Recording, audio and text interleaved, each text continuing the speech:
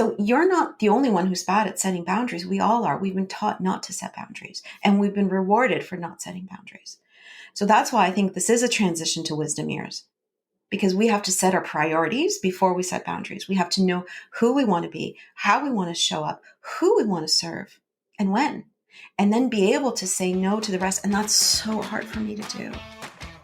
Welcome to This is Perimenopause, the podcast where we delve into the transformative journey of perimenopause and beyond. I'm one of your hosts, Mikkel. And I'm your other host, Michelle. And we know firsthand how confusing, overwhelming, and downright lonely this phase of life can be. Join us as we share real-life stories and expert advice to help you navigate this journey and advocate for your best health. We used to think menopause signaled an end, but really, it's just the beginning. If perimenopause has you feeling like a stranger in your own skin, you need to check out Dr. Kirsten Smith's Peri Collective. It's an incredible 5-week program complete with live coaching, lifelong access to resources, and a community of women just like you. This program goes deep on what's actually happening to our bodies and brains in perimenopause and provides easy to implement tips to help transform your journey. She covers topics like stress, nutrition, exercise, and HRT. And our listeners who sign up by April 24th, that's today, ladies, get a 20% discount using the code ThisIsPeri20. To learn more about Dr. Kirsten Smith and the Peri Collective, check out her website. Or you can listen to our amazing conversation. Both links are in the show notes. We're excited to welcome back Monica Bodurka to our podcast. Today, we're delving into Chapter 12 of her book, where Monica explores the intersection of productivity and well-being. Join us as she shares practical strategies for managing energy, minimizing distractions, and fostering self-care and resilience. Tools every woman needs to be productive, but especially during perimenopause. Monica, we're so thrilled to have you back on the show. Hi, Monica. Welcome back. Hey, I'm so happy to be here. Yay. So excited. So happy to have you. Michelle is not joining us. Well, she may try to jump in later, but she had something pop up with her child, which kind of relates to the topic we're going to be delving into today. And I know when we spoke the last time and we went through your book, I brought up the notion of productivity really is ingrained in us. And especially for me, it's about work more, get as much done as you possibly can. And I have always felt that productivity is hampered or damaged by rest, or rest and productivity, don't go together. So it was really particularly important for me to have you come on again and teach me. And I suspect a lot of our listeners, how important rest is in the context of productivity. And I think today we're going to dive into Chapter 12 of your book, which is about rest and recharge and the concept of work recovery and why it is so important, or how it's correlated to productivity. I love this topic. We in North America just need this. And I mean, I always say I teach what I need to learn, or what I need to embody and know. So I really am a student of this, because I think we're taught to go and do. And I always love that saying that we're human beings, not human doings. So I'm healing from the hustle. That is currently my mandate, like my goal for 2024. It's like heal from the hustle and sort of find flow. Right? Find flow. And even as we take on these new habits and behaviors that make us more resilient, find the enjoyment and the ease in them. That's the goal of today's session. Could you maybe take a moment and just describe flow for some folks who might not be familiar with the concept? Do you know, it's almost funny. I almost want to define it a little bit after we talk. Oh, okay. Sure. In the sense that when we talk about productivity, my book is on resilience. Again, resilience is largely about how you recharge, so that when there's multiple stressors and all these multiple things to do, you actually have the energy reserves to be able to handle them. And productivity is correlated with our energy, right? And what's really important, and what really was a big aha for me, was that we do not have energy, right? We generate energy. We're like these power plants that generate energy. So if you go, like you described yourself, and you do, what ends up happening is we deplete those resources. And there's all these amazing ways to actually keep recharging through the day without it being this big thing, right? Our bodies are cyclical, right? So we've got this circadian rhythm, right? Which is our 24-hour kind of biological clock. And within that clock, we sleep 8 hours. And that's a big way to generate our energy, right? Like when we're not sleeping, it's really hard to have the energy to go through the day. And we know that, especially in perimenopause, when so many women struggle with sleep. If we're not sleeping, it's like somebody's punched us in the face. Like we just can't show up as our best selves. And we also remember that from when we had little kids and they weren't sleeping. It was like, oh my goodness. So that's really huge. And we've got that 24-hour clock. But within that 24-hour period, we have something called an ultradian rhythm, which is this cycle where we oscillate between moments of kind of peak energy, right? Where we sort of go up, there's a cycle, we go up and then we come down. And so instead of it being go, a straight line where we work right through the day, what ends up happening is it's these valleys, like peaks and valleys, and then peak and valley, peak and valley. And it's this beautiful oscillating rhythm. And so we don't, so many of the people I deal with, so many of the women I work with, and workshops I go in to do, people are saying, we're stressed out, we're burnt out, our central nervous system is shot, and we can't take on these habits and behaviors of resilient people because we don't have the time to add any more habits. And then there's a lot of guilt around it of like, oh, I'm not doing this, and I said I would. We don't even need to go there right now. If we learn how to work according to a cycle like that, all of a sudden we could be a little bit more productive. We can get more done, right? So this is about, again, like I said, we can manage our energy, not our time, to become more productive. So what does that cycle look like? So basically, generally speaking, for most people, it's a 90 to 120 minute cycle. And at the start of the cycle, the first hour or so is our most productive, our peak alertness. Even our glucose levels tend to be higher. Our eyes don't hurt. And then what ends up happening is after that hour period, we actually start going down, right? So that's when you sort of start noticing you're a little bit more distracted. You might be feeling like you want to eat something sweet. You might want a coffee. More coffee. You're Yes, just, dear God, more right? Like coffee. all those things start happening and you kind of hit the bottom at that 90-minute mark, which signals that you are due for a rest. Now, what I find is for myself, and this is where I love to say we are our own labs, right? So we have to figure out our own rhythm. Mm-hmm. And for me, that comes at about the hour, 50 to 60-minute mark, right? Where I take a break. And it's really interesting. There's also been really great studies on leaders, so top performing leaders. And what they found, there's one study, and I'm going to find it for you, which showed that of these top performing CEOs and leaders, on average, they were taking a break every 52 minutes, and the break lasted between 4 and 17 minutes. And it didn't matter as much what they did, as much as the fact that they took that break. Interesting. Right? And so it was that 52-minute mark, and it doesn't have to be a long break. So for me, what I do is I set, there's these things called the Pomodoro method, and you can set a timer. So I do set a timer on my computer. I don't set it for 25 minutes. I find that's too short for me. Mm-hmm. So I set it usually for 50 minutes to 60 minutes. After that, I take a break. I don't wait to get to the 90-minute because sometimes it's almost hard to come back. What I like to do is actually work for about 50 minutes to 60 minutes and take about a 7-minute break is good for me, up to 10 minutes. And what then I do is, and this is where my yoga comes in, what I do is I counterbalance that. So I stand up. I'm standing now, right? I stand up, my feet on the ground. I notice my feet on the ground. I align. So I kind of created, I don't know, my yoga teachers would be horrified, the ABCs, right? So first of all, I want to align my spine, right? Spine is the superhighway that communicates with your prefrontal cortex. through the brainstem. So you want to align that spine to bring your prefrontal cortex back online. It relaxes the prefrontal cortex. It tells it you're not in fight or flight, right? So roll back your shoulders as part of that alignment, right? So I'm doing it right now. right, roll back your shoulder, tuck your chin, which again aligns the kind of the neck, right? So that's the first thing, align the spine. Then what do I want to do? I want to breathe, right? So A, B, breathe. I want to breathe into my diaphragm, right? I don't want to be shoulder breathing up here or mouth breathing.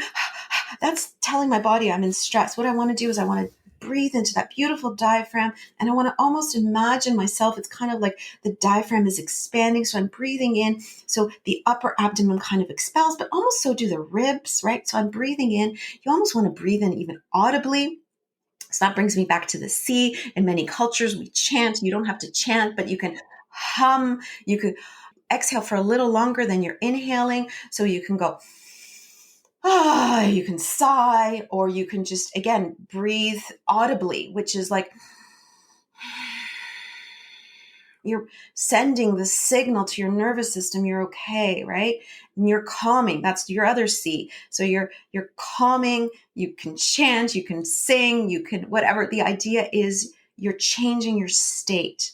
Some people like movement. Like often in my break, that's why I like 7 minutes, I'll do yoga. I'll do a series of sun salutations, right? Mm-hmm. You want to go, you want to run, you want to, many people bounce, right? So especially if they've got rebounders, right? What you're doing is you're getting the oxygen in your body, in your brain, you're resetting, right? And you're fully taking a break. So you're not on your computer, you're not on your phone. You run up the stairs, go to the washroom, drink some water, you're resetting. That then allows you to go back in for the next 15 minutes and really, really concentrate. I would imagine when you first started trying this, because I'm thinking about me taking a 7-minute break, and I do try to take breaks, but it is really hard not to get distracted beyond the 7 minutes. Well, but I think it's fine. You don't want to go beyond 20 necessarily, but you can work for 9. If it works for you, again, experiment on yourself. You might work for 90, and that might work for you. Mm-hmm. And then take a 20-minute break. Yeah. I think more for me, what I'm thinking of is resisting the urge to check my emails or Right. to delve into other things that then suddenly it's 45 minutes. I've missed the window and now I'm stressed because, so I think I'm just wondering, is there a discipline practice around setting the bigger window maybe? Does that make sense? Right. So I think what we need to do is define rest and recharge. Mm-hmm. When you're on the phone and checking emails, that's not rest and recharge, That's true. right? It's not. Your eyes are still strained. You're looking at let's say you're looking at your phone, you're looking at your little phone, you're still hunching, you're you might read something there that really disturbs you and takes your mind off we're talking peak performance here. We want to be in our best shape. So if you're doing if you're working on an amazing project, and part of this is intentionality, knowing where you're going, what are your big projects you want to move forward, really having a vision of where you're going. That really helps. And that helps with energy too. And that helps you prioritize. And then that's actually, kind of one of the strategies as well, really knowing your priorities and doing them up front, usually, so you get them done, right? And then later in the day, and it's also knowing your cycle, when maybe you're in general not as productive, you might give yourself allocated time for the emails. Like, for example, I do some of my social media posting because I will get sucked into stuff. I tend to do it after like 3:00. Right. Right. I won't do the writing or some of these other things at that time. I want to do those at 11, at 10. I want to do them in the morning.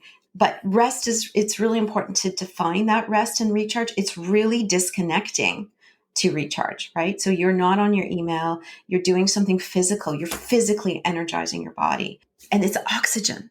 Oxygen is so important to us. And our eyes get so strained. And what ends up happening is when we don't take those breaks, if you push through, like we've been taught to kind of to be gritty and knuckle sort of our way through these, like, I'm going to push my way.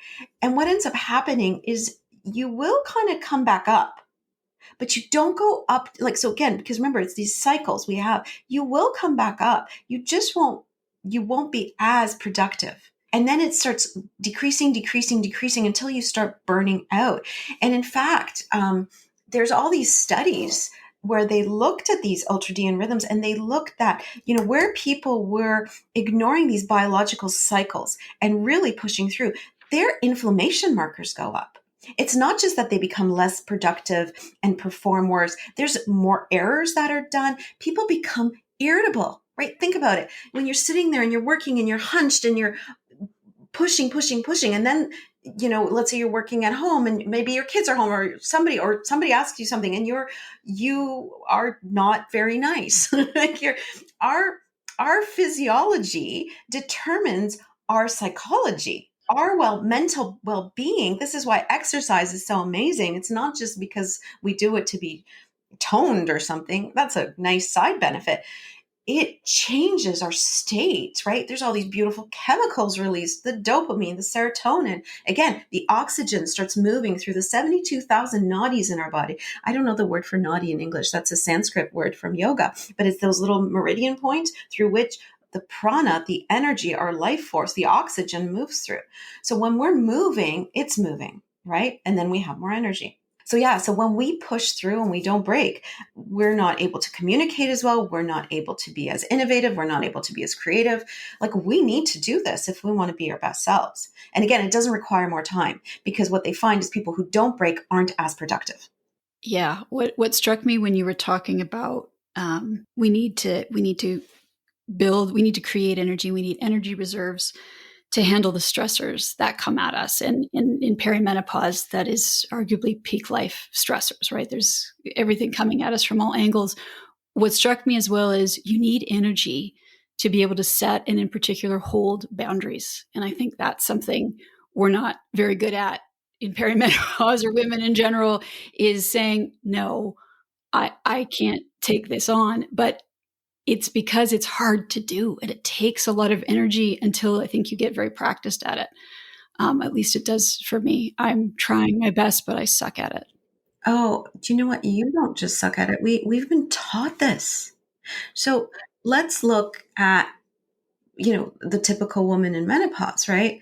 Or perimenopause. Like, we've got, a lot of the time you've got kids, you've got big jobs, or you're running companies or podcasts.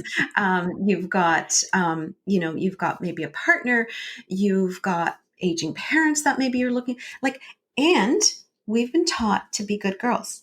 We've been taught to serve. We've been taught from the earliest of days. And I look at my children now. I have two daughters, 12 and 14. And I see them. They go to school all day. They are taught, to be good, to listen to their teachers, to do everything they're told to do. Then they're taught to come home and do homework, right? In between, they have some activities, and they have to listen to their parents, right? Like, we're taught to go, do, listen to your parents, then listen to your teachers, later listen to your professors, then you go to work, listen and do the work your boss requires.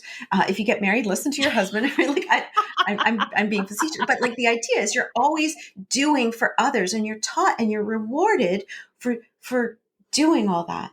And suddenly, I think the beauty of this age is you wake up and it's like a dashboard light on your car, because that's not flying anymore, Yeah. right? Because you just can't handle it. And those lights go out and you don't feel good, right? So a lot of women maybe will struggle with anger, because all of a sudden they're like, well, where am I in this equation? Why am I serving everybody? Like, where am I? Well, because we've been taught to put ourselves absolutely last. We've been taught that self-care is bad. But the fact of the matter is if we don't care for ourselves, we can't care for those people. And now there's all this research that shows that if you're not engaging in some sort of self-care, it's going to manifest in massive disease. You're going to get sick. So you're not the only one who's bad at setting boundaries. We all are. We've been taught not to set boundaries, and we've been rewarded for not setting boundaries. So that's why I think this is a transition to wisdom years, because we have to set our priorities before we set boundaries. We have to know who we want to be, how we want to show up, who we want to serve, and when, and then be able to say no to the rest. And that's so hard for me to do. It's like, at first it's like, I'm right. And it's like anxiety. I'm like, oh, I I'll do it and they're not going to Oh my like God, they're me. not Right? going to like Right? me. Like, oh my God. Or I'll seem like I'm lazy or I'm a bad person Uh-huh. and I want to be liked and loved and blah, blah, blah, blah, blah. So, so it's not just you. So we all need your help, Monica. So we need to, right? We need to, I think the first step, which you've talked about, and this is the first part in chapter 12, is learning that it's more important to manage your energy than your time, even, right? You need to manage both. The energy is probably more important. So that's great. But then I think people are stuck at, okay, so what does that mean? What are my what do I do in those 7 minutes? Right. And I think maybe we could talk a little bit about the fact that you need to plan. And what does that look like? And if you're not into yoga, what is something else you could do during those 7 minutes? Yes, absolutely. So this, I mean, there's so many things. One, yes, it's all about planning. It's all about knowing who you want to be, how you want to show up, and being intentional about it. So it's almost like even in the morning, and my yoga teacher said this. I mean, middle-aged women. Middle-aged sounds so bad, but let's It is what it is. say women of a certain age. It is what it is. Okay. So what she was saying is, don't jump out of bed. Don't jump out of bed. Take the time to think about, it's almost like do a meditation, right? A little meditation where you envision how you want to show up and who you want to be in that day. It's really about intentionality and really knowing that, right? So it's before we even get into all the practices, really starting there, right? As part of your morning routine, grounding into yourself, remembering who you are and who you want to be. It kind of reminds me of even, and this was in the 80s, and there's this really cheesy video Stephen Covey does on first things first. And he does these, I don't know if you've seen it, the jars. Oh, with the You big have the rocks? jar Yes. or the rocks, and it's hilarious because literally it's from the 80s, and the CEO lady comes up and he has her put all these things in the jar, and of course they don't fit. And then later it's like, well, take your big rocks, right? The big rocks, what are the most important things, and put them in the jar first, right? This is why I don't even open my emails in the morning, because those generally aren't my big rocks, right? I can open them later. So put those big rocks in first, and then I'll fill it in with all the little sand later, right? So it does start with knowing your priorities, right? And then based on that, setting your boundaries. And then again, managing your energy, right? And we talk in my book, I talk a lot about other practices to manage your energy. And it's all about physicality, which we've forgotten about because we're sitting in front of computers all day. So it is about the sleeping and moving and eating well. But it's also about following that ultradian rhythm and taking breaks. And then what can you do in the break? And we can do that here now. We can Yeah, please. together take a breath. So like I said, what I do is it's like the counterbalance. So it's the counterbalance to everything I'm doing on the computer. So I stand up. So you can, if anybody's listening, they can stand up right now.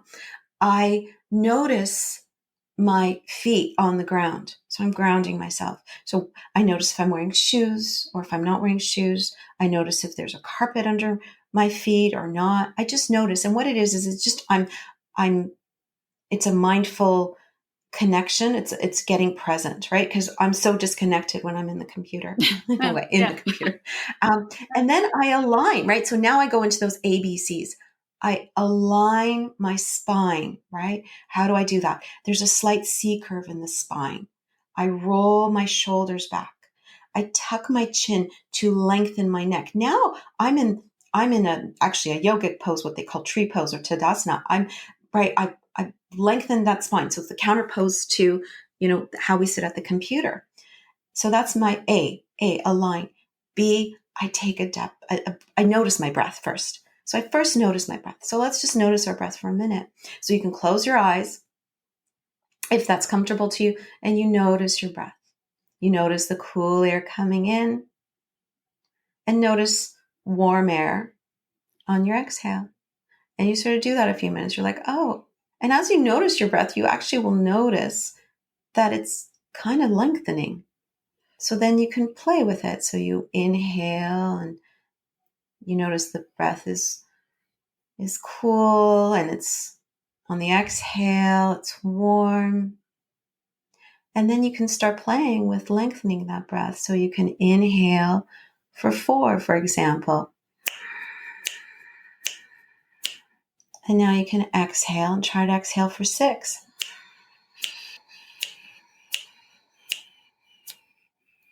So you do that again. You inhale for 4.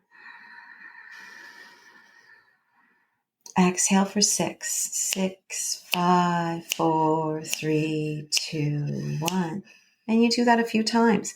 You can also inhale for 4. And now you can sigh. That's probably been about 6, right? So you're letting go, you're releasing. We're exhaling for longer than we're inhaling because we're signaling our nervous system that we're okay. There's the two. There's the sympathetic nervous system, which is that fight, flight, or freeze. And I will tell you, one of the reasons I try to avoid my emails, especially early on or before I take on a project, is it puts me in freeze.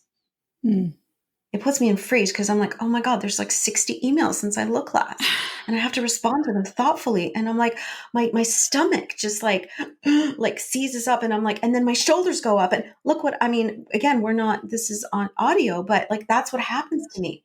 So I go into freeze then. So now before I open those emails, I do this. I align my spine. I roll my shoulders back. I take a few deep breaths. I might sigh. And then I tell myself I'm going to open one. Right? Now I'm working with my nervous system. Right. And guess what happens? Usually I end up working through more than one. I'm working with my nervous system, and I'm not beating myself up for it because I know that's what's happening to me. Right? I'm having trauma around my email. There's been times in my life where I said I declared email bankruptcy because it got so bad. Right? I was like, oh my God, I'm going to start again. Delete it all. Because it's right. So that kind of break, the ABC, align, breathe, and calm, and close your eyes and chant. We want to close our eyes because our eyes are so strained. They're so strained from the blue light and the intent and focusing. So you really want to do something. You can do this 20-20-20 method. Every 20 minutes, you want to look up from your computer 20 meters away for 20 seconds, right? So that's another thing you can do. The idea is you want to rest those eyes. So we're working with our body, right, to be able to optimize our brain and our mental and emotional capacity, because it's all connected. Because like I said, when we push through and we work past that 90-minute mark, everything starts decreasing, right? Our productivity goes down. Our eye strain goes up. We notice we want to eat sugar. We notice we want coffee. We notice we're more irritable. We're less patient. You might start noticing you're anxious. You're like, why am I doing this? You might get frustrated. That's your signal that you should have taken a break. And so if you haven't, you better take one now, right? And don't beat yourself up for it. It's just your body talking to you. It can be very simple. It doesn't require a huge overhaul of your life. But what it does require is mindfulness and intentionality. It's common sense it's not common practice, and it's something that we've never been taught. We've actually been taught the complete opposite. So I think it does take an investment. The good news is every perimenopausal woman I know is an extraordinary planner. They can plan the shit out of anything except for themselves. And I think we just need to give ourselves permission to use those amazing skills to help ourselves, to make us better, right? And to give us the space we need to find our energy stores and to, I'd say, be more productive, but ultimately be happy. I think we've touched on most of the topics in the one chapter from your amazing book, which every perimenopausal woman in particular should read. It's fantastic. And we'll have information on your book, A New Way to Be, in the show notes. God, we could probably go on and talk about this for hours and hours more. But for the sake of time, I think we should probably end here. Monica, what's the one thing you'd like to leave our listeners with today in the context of rest and recovery? I think the one thing I would really like people to do, actually, as we've talked about so much today, is for everybody to take 30 seconds now and identify what's one thing that they will do. So, right, it is about doing this, right? It's not, we know all this already. So it's about what are they going to implement? So what is one thing you can do today? It may be to put your phone in another room. It may be to just notice your own cycles. It may be to take a break. It may be to implement that breath. But what's that one thing that you're going to do? Write it down, tell a friend, and start experimenting and see what happens. I will. I am. I did it mentally. Now I'm going to write it down. Mentally. When we're Okay, done. you can write it down We're after done, this. yeah. Thank you so much. I think we need to make this a regular thing where you teach us how to be human instead of the machines holding up the world, right? Yeah, we need to unlearn. We need to unlearn and unschool ourselves and find ourselves again. So absolutely, and I'd love to. I'd love to be a regular. So I'm happy to come back anytime. Thank you. Thank you. It's such a pleasure to talk to you. Thanks so much for listening to the show. If you like what you hear, please take a moment to rate and subscribe to our podcast. When you do this, it helps to raise our podcast profile so more women can find us and get a little better understanding of what to expect in perimenopause. We also read all the reviews, the good, the bad, and the ugly, to help us continuously improve our show. We would love to hear from you. You can connect with us through the podcast, on social media, or through our website. Our information, as well as links and details from our conversation today, can be found in the show notes. This podcast is for general information only. It's designed to educate, inspire, and support you on your personal journey through perimenopause. The information and opinions on this podcast are not intended to be a substitution for primary care, diagnosis, or treatment. The information on this podcast does not replace professional healthcare advice. The use of the information discussed is at the sole discretion of the listener. If you are suffering from symptoms or have questions, please consult a qualified healthcare practitioner.